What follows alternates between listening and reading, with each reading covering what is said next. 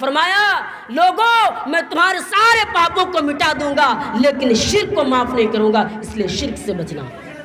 الشرک باللہ وحقوق الوالدین، یعنی اللہ تعالیٰ کے ساتھ کسی کو شریک مت کرنا، اللہ تعالیٰ کے ساتھ کسی کو برابر مت کرنا۔ شرک کو اللہ تعالیٰ معاف نہیں کرے گا، شرک کو معاف نہیں کرے گا، شرک سے بچنا۔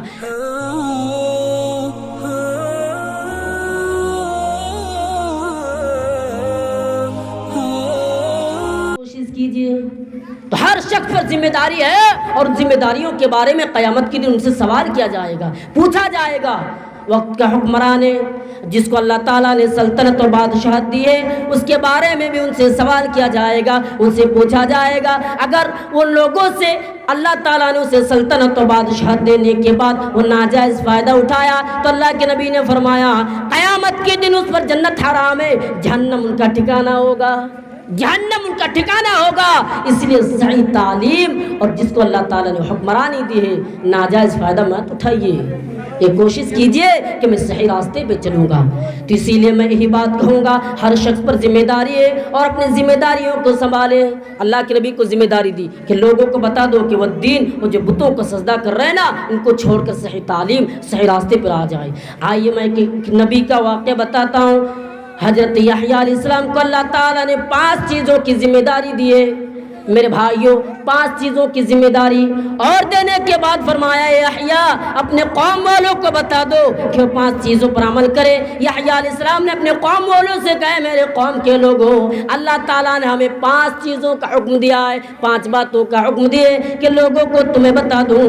یحییٰ علیہ السلام نے اپنے قوم والوں سے کہا لوگوں اکٹھے ہو جاؤ، جمع ہو گئے۔ اب حضرت یحییٰ علیہ السلام خطبہ شروع کر رہے ہیں، اے لوگوں دیکھو اللہ تعالیٰ نے حکم دیا تم اس کے ساتھ کسی کو شریک مت کرنا، اس کے ساتھ کسی کو برابر مت کرنا۔ شرک کو اللہ تعالیٰ معاف نہیں کرتا ہے، شرک کرنے والوں کا ٹھکانہ جہنم ہے۔ اللہ تعالیٰ فرماتا ہے الذین آمنوا ولم یلبسوا ایمانہم بظلم اولئک لہم الامن وہم مہتدون، جو میرے بندے ایمان لائے اور ایمان کے ساتھ ظلم ملاوٹ نہیں کی وہی میرا بندہ کامیاب ہے۔ ایمان لانے کے بعد ظلم کو ملاوٹ کر بیٹھا وہ میرا بندہ کامیاب نہیں ہو سکتا ہے۔ صحابہ اکرام نے آ کر پوچھا اللہ کے رسول اس ظلم سے مراد کون سا ظلم ہے؟ اللہ کے نبی نے فرمایا تم جو سوچ رہے ہو ظلم نہیں ہے، اس سے مراد حضرت لقمان نے اپنے بیٹوں کو جو نصیحت کی ہے ان نصیحتوں میں ایک نصیحت یہ بھی کی ہے ان الشرک لظلم عظیم، اے میرے بچے تم شرک مت کرنا، شرک بھیانک ظلم ہے، شرک کو اللہ تعالیٰ معاف نہیں کرے گا۔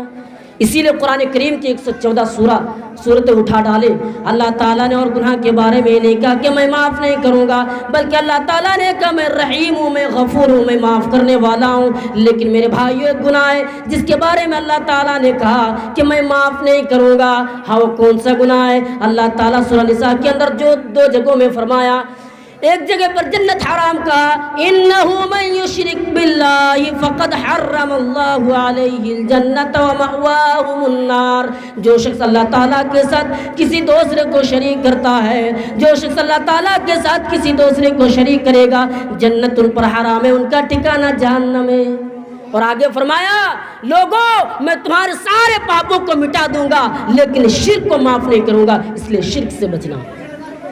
شرک کتنا بڑا ظلم ہے معلوم ہے؟ حضرت ابو ہریرہ حضرت ابو بکر کو اللہ کے نبی نے پکارا یا ابو بکر کیا میں تمہیں سب سے بڑے گناہ کے بارے میں بتا دوں؟ کیا تمہیں سب سے بڑے گناہ کے بارے میں علم دے دوں؟ ابو بکر نے کہا کیوں نہیں، اے اللہ کے رسول ضرور بتائیے۔ اللہ کے نبی صلی اللہ علیہ وسلم نے فرمایا الشرک باللہ وحقوق الوالدین، یعنی اللہ تعالیٰ کے ساتھ کسی کو شریک مت کرنا، اللہ تعالیٰ کے ساتھ کسی کو برابر مت کرنا۔ شرک کو اللہ تعالیٰ معاف نہیں کرے گا، شرک کو معاف نہیں کرے گا، شرک سے بچنا۔ حضرت ابو ہریرہ کو اللہ کے نبی نے پکارا یا ابو ہریرہ تم 7 ہلاک کر دینے والے گناہوں سے بچو، 7 برباد کر دینے والے گناہوں میں سے بچو۔ ابو ہریرہ نے کہا یا اللہ کے نبی وہ کون سا گناہ ہے جو انسانوں کو ہلاک و برباد کر دینے والی ہے؟ اللہ کے نبی نے فرمایا ان 7 ہلاک و برباد کر دینے والے گناہوں میں سے گناہ یہ بھی ہے الشرک باللہ، تم اللہ تعالیٰ کے ساتھ کسی کو شریک مت کرنا، تم اللہ تعالیٰ کے ساتھ کسی کو برابر مت کرنا۔ شرک کو معاف نہیں کرے گا۔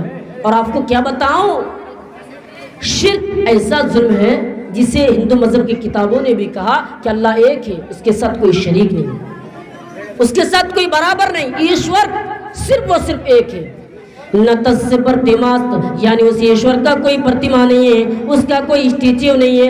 اوم نراکارم مست نیہ آکارم مست, وہ نراکار ہے, اس کا کوئی آکار نہیں ہے. لیسا کمثلہ شیء, اللہ کا مثل کوئی چیز نہیں ہے. نیہ پتاست نیہ پترم مست, نہ وہ کسی کا باپ ہے نہ اس کا کوئی بیٹا ہے. قرآن کریم اٹھائیے اللہ تعالیٰ نے فرمایا قل هو اللہ احد اللہ الصمد لم یلد ولم یولد. اے نبی کہہ دو اللہ ایک ہے, اس کے ساتھ کوئی شریک نہیں ہے, نہ وہ کسی کا باپ ہے نہ اس کا کوئی بیٹا ہے.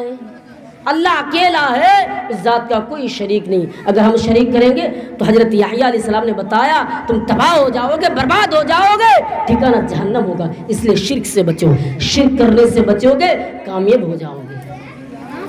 آئیے اللہ تعالیٰ نے فرمایا کہ شرک کرنے والوں کا ٹھکانہ جہنم ہے.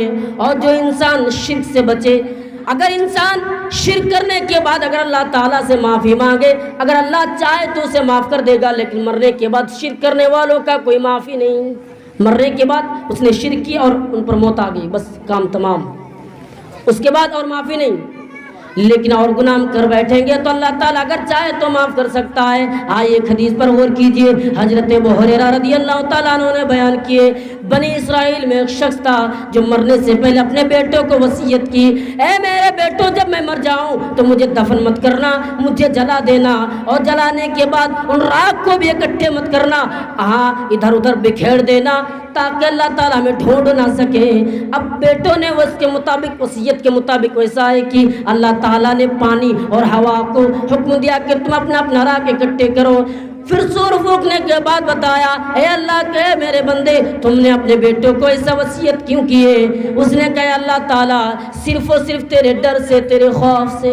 اللہ تعالیٰ نے کہا چلو میں نے تمہیں معاف کر دیا. تو شرک کے علاوہ مشرک کا کوئی معافی نہیں. شرک کے علاوہ اگر ہم کوئی گناہ کریں گے تو اللہ تعالیٰ اگر چاہے تو معاف کر دے گا. لیکن افسوس کے ساتھ کہنا پڑتا ہے مسلمانوں کا ایک بڑا طبقہ جو شرکوں میں مبتلا ہے.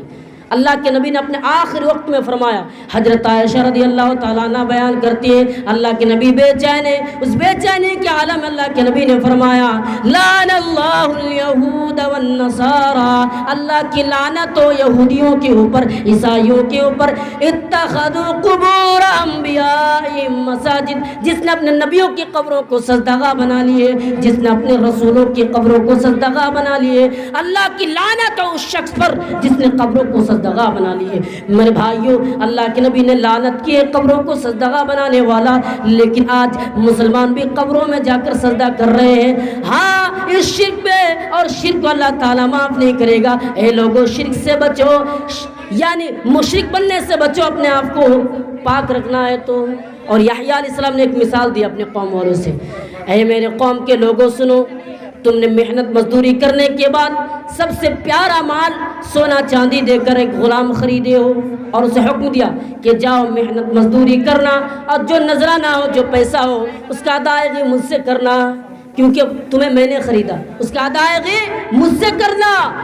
اب وہ محنت مزدوری تو کرتا ہے لیکن پیسے کی ادائیگی تمہیں چھوڑ کر اور کسی کو کر رہا ہے. اے میرے بندو, اے میرے امت کے لوگوں, اگر تمہارا غلام تم سے یہ دھوکہ کرے گا کیا تم اسے اپنے گھر پہ رکھو گے؟ لوگوں نے کہا نہیں نہیں, کبھی نہیں, زندگی میں نہیں. تو اسی طرح اللہ تعالیٰ نے تمہیں پیدا کیا ہے اور اللہ چاہتا ہے کہ اسی کے ساتھ کسی کو شریک نہ کرو. اگر تم شرک کرو گے تو کیا اللہ تعالیٰ تمہیں معاف کر دے گا؟ نہیں نہیں, شرک کرنے والوں کا کوئی معافی نہیں, مشرک کا کوئی معافی نہیں. تو شرک کرنے سے بچو. اور جو اللہ کو چھوڑ کر پکار رہے ہیں ایک مکھی بھی پیدا نہیں کر سکتا. قرآن کریم نے کہا ایک مکھی بھی پیدا نہیں کر سکتے ہیں. مکھی اگر کوئی سامان لے کر بھاگ جائے وہ بھی روک نہیں سکتا. ہاں میرے بھائیوں, قرآن کریم کے اندر اللہ تعالیٰ فرماتا ہے ان الذین تدعون من دون اللہ ما لا یملکون من قطمیر. اے میرے بندو تم مجھے چھوڑ کر جس کو پکار رہے ہو وہ ایک قطمیر کے بھی مالک نہیں ہے. قطمیر کسے کہتے ہیں جانتے ہو؟ قطمیر کھجور کے اندر جو گٹھلی ہوتی ہے اس پر باریک سی جو چھلی ہوتی ہے اسے قطمیر کہتے ہیں. کھجور بھی نہیں, گٹھلی بھی نہیں, باریک سی چھلی کو قطمیر کہا. ہاں تو قطمیر کی بھی مالک نہیں. اس لیے میرے بھائیوں ان چیزوں سے بچو. اور اللہ تعالیٰ نے ایک مثال بیان کی ہے, یا ایھا الناس, اے لوگوں سنو, میں ایک مثال بیان کر رہا ہوں. اگر دنیا کے لوگ مل کر اکٹھے ہونے کے بعد ایک مکھی پیدا کرنا چاہے, وہ مکھی پیدا نہیں کر سکتا ہے. ہاں اگر مکھی کوئی سامان لے کر بھاگ جائے اسے بھی وہ روک نہیں سکتا ہے, ان کے اندر طاقت نہیں ہے کہ وہ روک سکے. اسی لیے اللہ تعالیٰ نے فرمایا زوم الطالب والمطلوب, مانگنے والا بھی کمزور ہے, جسے مانگا جاتا ہے کمزور سے مانگ رہا ہے, کمزور سے مانگ رہا ہے. کیا ہے دنیا, شرکوں میں مبتلا ہے, کمزور سے مانگ رہا ہے. چھوڑو, شرک کرنے سے بچو اور اپنے آپ کو جنت میں جنت حاصل کرنے کی کوشش کیجیے. اسی لیے حضرت انس بن مالک رضی اللہ تعالیٰ عنہ بیان کرتے ہیں کہ اللہ کے نبی کی سواری پر حضرت معاذ بن جبل سوارے. حضرت معاذ کو پکارا اللہ کے نبی نے, معاذ, اللہ کے نبی سے کہا اللہ کے رسول میں حاضر ہوں. پھر پکارا اور کہا اے معاذ, پھر کہا اللہ کے رسول میں حاضر ہوں. پھر پکارا اور کہا کہ اللہ کے رسول میں حاضر ہوں. چوتھا مرتبہ پکارنے کے بعد فرمایا ما من احد یشہد ان لا الہ الا اللہ وان محمد رسول اللہ. اگر تم نے اس بات کی گواہی دی کہ اللہ کے علاوہ اس ذات کا کوئی شریک نہیں ہے اور محمد صلی اللہ علیہ وسلم آخری نبی ہے, آخری رسول ہے, تو تمہارے لیے جنت ہے, تمہارے لیے جنت ٹھکانہ ہے. شرک کرنے سے بچو. یہ یحییٰ علیہ السلام کا پہلی ذمہ داری جو یحییٰ علیہ السلام نے اپنے قوم والوں کو بتایا, لوگوں شرک کرنے سے بچو. آئیے میرے بھائیوں دوسری ذمہ داری پر غور کیجیے. یحییٰ علیہ السلام نے دوسری ذمہ داری بتایا, لوگوں نماز قائم کرنا, لوگوں نماز سے غافل مت ہو جانا. ہاں نماز قائم کرو گے اپنا ہی فائدہ ہے. اللہ تعالیٰ قرآن کریم کے اندر فرماتا ہے یا ایھا الذین آمنوا استعینوا بالصبر والصلاۃ, اے لوگوں تم نماز قائم کرتے رہنا, نماز اور صبر کے ذریعے تم مدد طلب کیا کرنا. بے نمازی کو زمین بھی پسند نہیں کرتا, یہ بات یاد رکھیں, بے نمازی کو زمین بھی پسند نہیں کرتا ہے. اللہ کے نبی نے ایک حدیث کے اندر فرمایا بین العبد و بین الکفر ترک الصلاۃ, بندہ اور مومنوں کے درمیان, مسلمان اور کافروں کے درمیان فرق کر دینے والی کوئی چیز ہے تو وہ نماز ہے. اس لیے مسلمانوں نماز پڑھتے رہنا اور شرک سے یعنی نماز پڑھتے رہنا اور کافر بننے سے بچنا.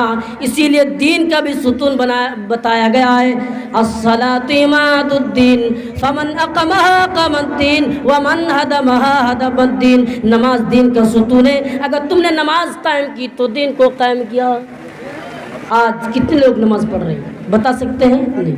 کیوں نماز ہی نہیں پڑھ رہا ہے. مسجدوں میں اذان ہو رہی ہے حی علی الصلاۃ, آؤ اپنے نماز کے لیے, آؤ نماز کی طرف. حی علی الفلاح, آؤ اب پکارا جا رہا ہے اپنے کامیابی کی طرف. اگر اسی جگہ پر بولا جاتا آؤ پیسے کی طرف, لوگ دوڑ پڑتے, دنیا دار بن چکا ہے. اسی لیے قرآن کریم نے کہا ہے وَمَا الْحَيَاةُ الدُّنْيَا إِلَّا مَتَاعُ الْغُرُورِ.